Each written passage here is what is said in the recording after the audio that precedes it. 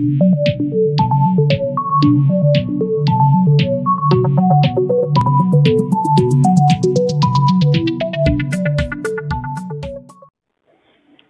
Students, concepts of physics में आपका स्वागत है। क्लास 12 के फिजिक्स में हम लोगों ने इलेक्ट्रोमैग्नेटिक इंडक्शन लेसन समाप्त कर लिया है और आज उससे संबंधित मैं आप लोगों को कुछ न्यूमेरिकल कराऊंगा। जिसमें पहला एग्जांपल मैंने जो लिया है वो है the magnetic flux through a coil perpendicular to its plane is varying according to the relation this. Calculate the induced current through the coil at t = 2 second if the resistance of the coil is 3.1 ohm. देखें इसको कैसे solve करेंगे।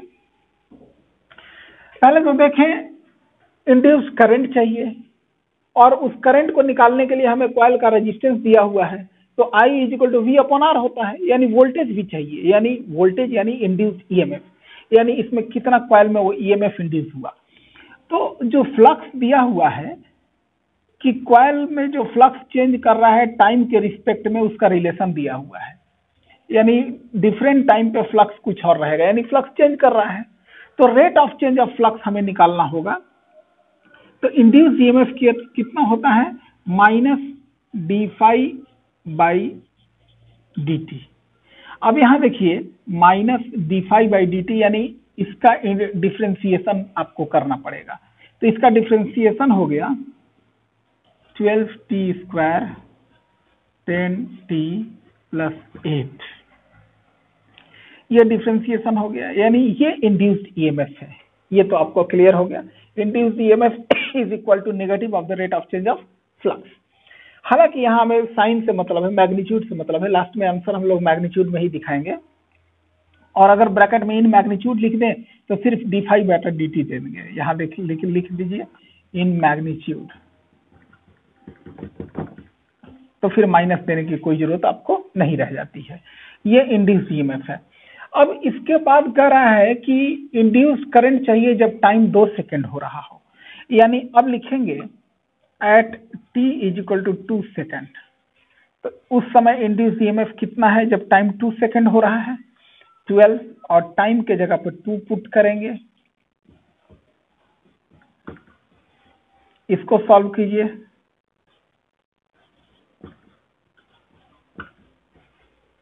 इसको जोड़ दीजिए, 76 volt, यानी ये देखिए वोल्टेज आ गया 76 वोल्ट। तो जब वोल्टेज आ गया तो इंड्यूस करंट लाने का तरीका है I = V/R। Voltage induce current जब टाइम 2 सेकेंड हो रहा है तो उस समय का वोल्टेज और रेजिस्टेंस I = V/R हो गया। वोल्टेज कितना है जी 76 वोल्ट और रेजिस्टेंस कितना दिया हुआ है 3.1 ओम। ये सॉल्व करेंगे, इतना एम्पियर आपका करंट आ गया। बड़ा ही इजीली आप इसको समझ सकते हैं। अब देखिए अगला एग्जांपल है an aircraft with wing span of 40 metre flies with a speed of 1080 km/h in eastward direction at a constant altitude in the northern hemisphere where the vertical component of the Earth's magnetic field is 1.75 × 10⁻⁵ Tesla. Find the EMF developed between the tips of the wings. इस question को समझने के लिए पहले एक बात आपको समझ लेना होगा। जो अर्थ होता है, मान लीजिए ये अर्थ का नॉर्थ पोल है, ये साउथ पोल है, तो आपको मालूम है कि जहां अर्थ का नॉर्थ पोल होता है उस साइड मैग्नेटिक साउथ होता है, मैग्नेटिक साउथ और मैग्नेटिक नॉर्थ। याद रखिए, यानी नॉर्दर्न हेमिस्फीयर जो है वो है जहां मैग्नेटिक साउथ हमने दिखाया है। तो अर्थ मैग्नेटिक लाइन अर्थ के साउथ पोल से निकल करके, south pole point, north pole point यहां है, साउथ पोल पॉइंट यहां है अर्थ के मैग्नेट का।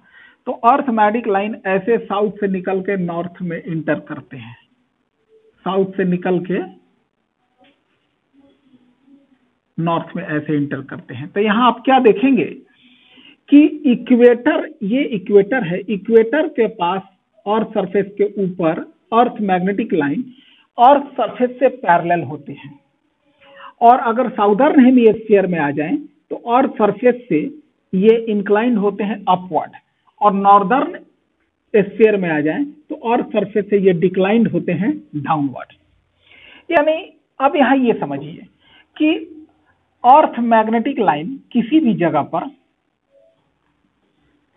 एकदम हॉरिजॉन्टल कहाँ होगा, तो इक्वेटर पर। नॉर्दर्न स्फीयर की बात हो रही है तो वहां डाउनवर्ड होना चाहिए। मान लीजिए ये हॉरिजॉन्टल लाइन है और ये अर्थ मैग्नेटिक फील्ड है बी।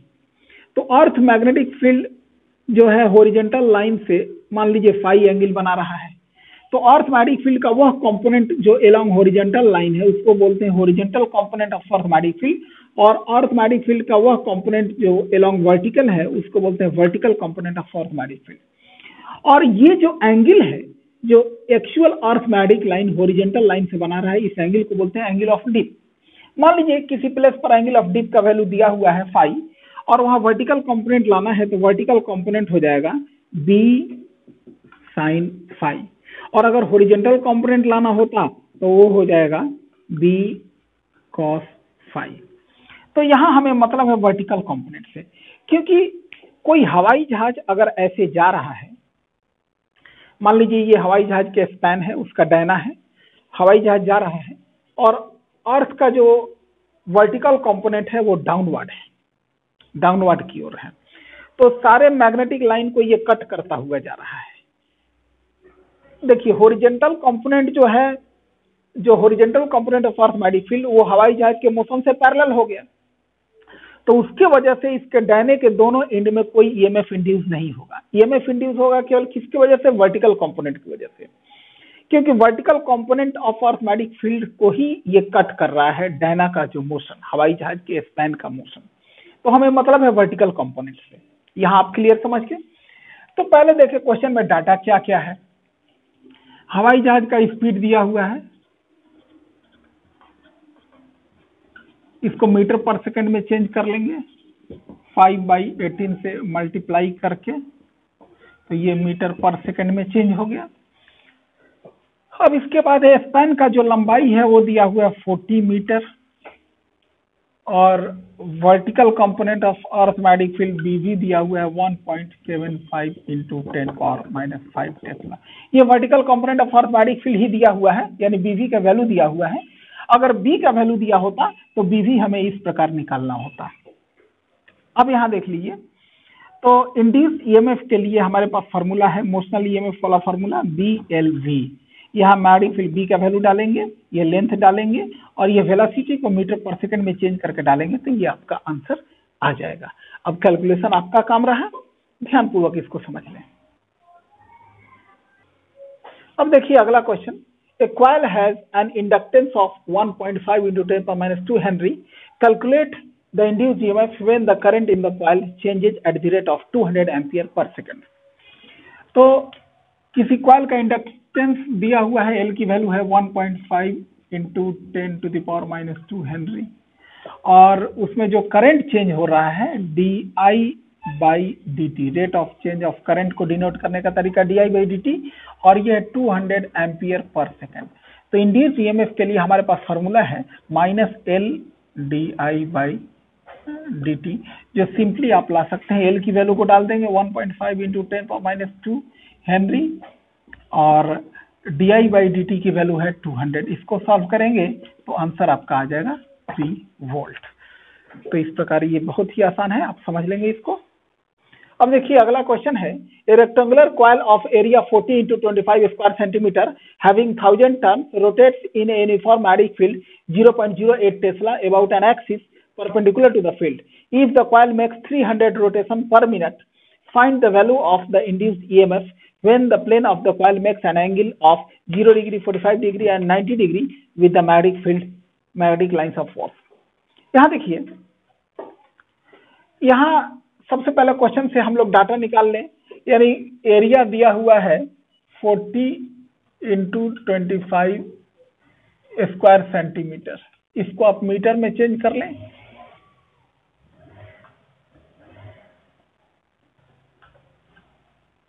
स्क्वायर मीटर हो गया, सब एसआई यूनिट में होना चाहिए।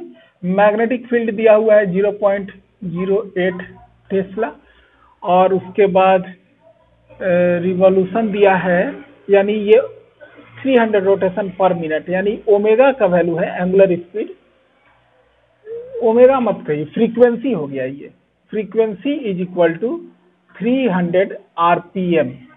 इसको आरपीएस में चेंज करना होगा तो 60 से आप डिवाइड करेंगे, आरपीएस ये हो गया 5 आरपीएस, यानी फ्रीक्वेंसी आ गया 5 आरपीएस, यानी 5 रोटेशन पर सेकंड।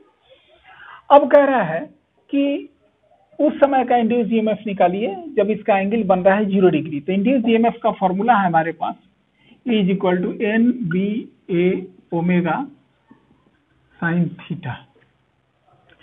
तो फर्स्ट केस के लिए थीटा आपका दिया हुआ है 0 डिग्री, साइन 0 हो जाएगा N B A omega sign 0।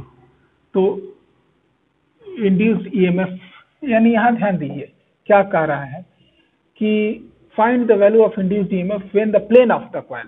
यहां देखिए एक बात समझना है कि कॉइल का जो प्लेन है, कॉइल का प्लेन मैग्नेटिक फील्ड से 0 डिग्री बना रहा है, यानी कि मैग्नेटिक लाइंस कॉइल के प्लेन से पैरेलल गुजर रहे हैं, यानी एरिया वेक्टर जो है कॉइल के प्लेन का एरिया वेक्टर मैग्नेटिक फील्ड से परपेंडिकुलर हो जाएगा। यहां यही ध्यान देने की बात है, जब कॉइल का प्लेन मैग्नेटिक फील्ड से 0 डिग्री एंगल बनाएगा, यानी ये कॉइल का प्लेन है और मान लीजिए मैग्नेटिक लाइंस उधर ही जा रहे हैं, तो कॉइल का प्लेन उससे 0 डिग्री बना रहा है, तो इसका एरिया वेक्टर जो है मैग्नेटिक लाइन से 90 डिग्री हो गया।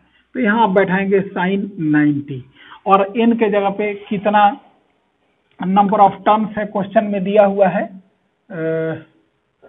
आपका नंबर ऑफ टर्म्स 1000 है, एन के जगह पे 1000 टर्म्स बैठाएंगे, मैग्नेटिक फील्ड के जगह पे बी की वैल्यू, ए के जगह पे एरिया, और ओमेगा के जगह पर ये जो फ्रीक्वेंसी दिया हुआ है, तो फ्रीक्वेंसी से आप 2 पाई एफ वाले रिलेशन से ओमेगा का वैल्यू ला करके आप पुट कर सकते हैं, और साइन 90 का वैल्यू 1 आ गया, जो आपका वैल्यू आ जाएगा एन बी ए ओमेगा, और ये मैक्सिमम इंड्यूस्ड ईएमएफ का केस है।